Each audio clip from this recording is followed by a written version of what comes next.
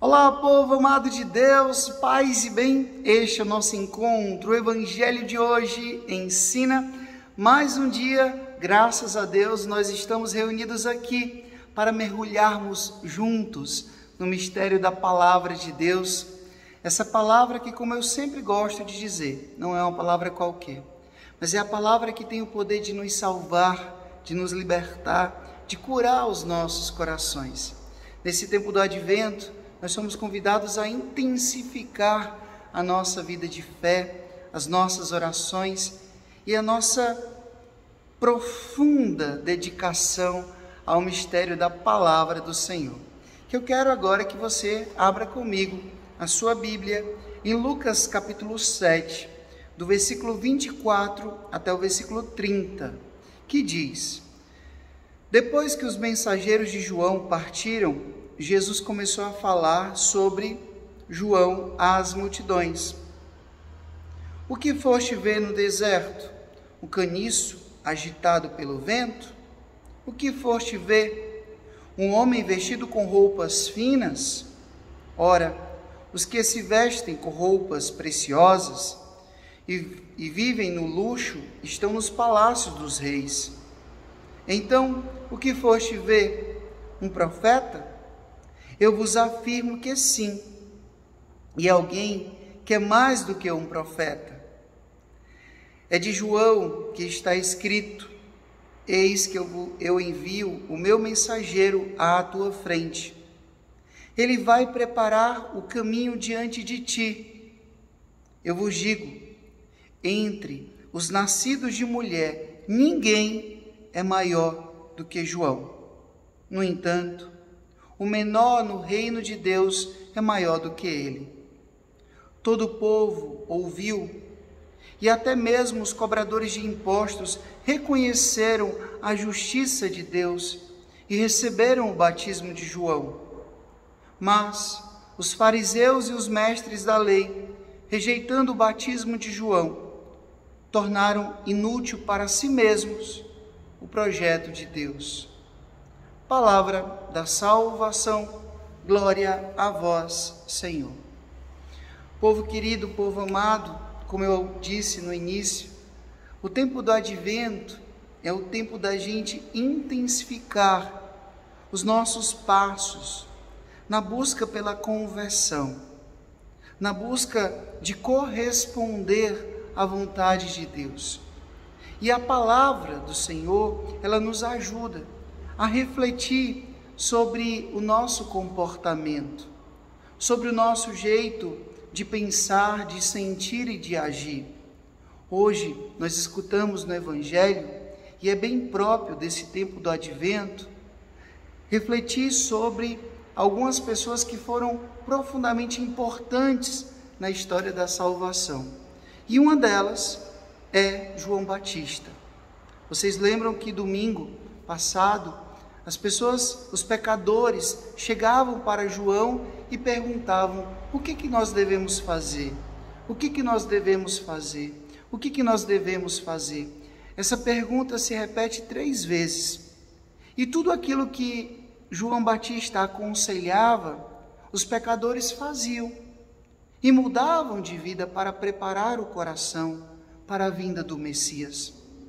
E Jesus, hoje, reconhece e valoriza e elogia, faz um dos maiores e melhores elogios que a gente pode encontrar no Novo Testamento.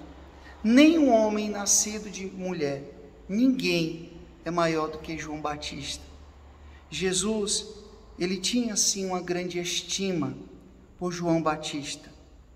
Ele colocava isso de uma forma muito amorosa e carinhosa para o povo, reconhecendo a importância de João na sua missão de Messias, na sua missão de Salvador da humanidade. Veja que Jesus, ele diz: olha, o que vocês foram ver no deserto? Um homem que se veste de uma forma nobre, com roupas finas, preciosas? Não. Um homem simples, um homem austero, um homem pobre, mas que assumiu de fato na sua vida, com todas as suas forças, a sua vocação de preparar os caminhos do Senhor. E São João Batista fez isso de uma forma tão bonita, tão profunda, tão verdadeira, tão autêntica, que se tornou para nós um grande exemplo. Como Jesus mesmo disse, um profeta, eu digo mais do que um profeta.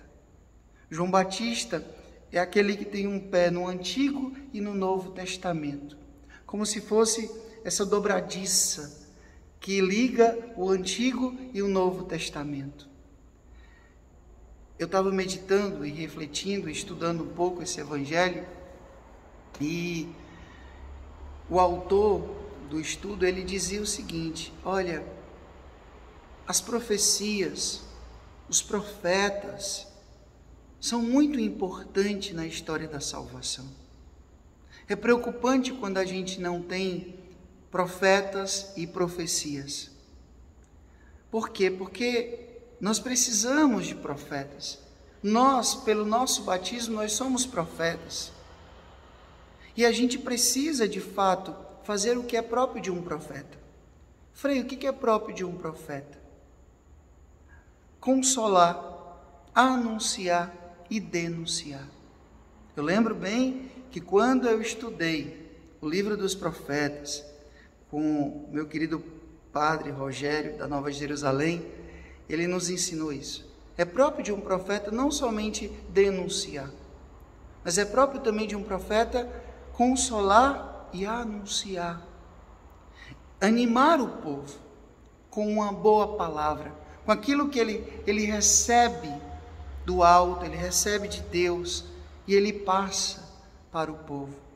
Mas ele precisa que a sua vida tenha coerência com aquilo que ele anuncia.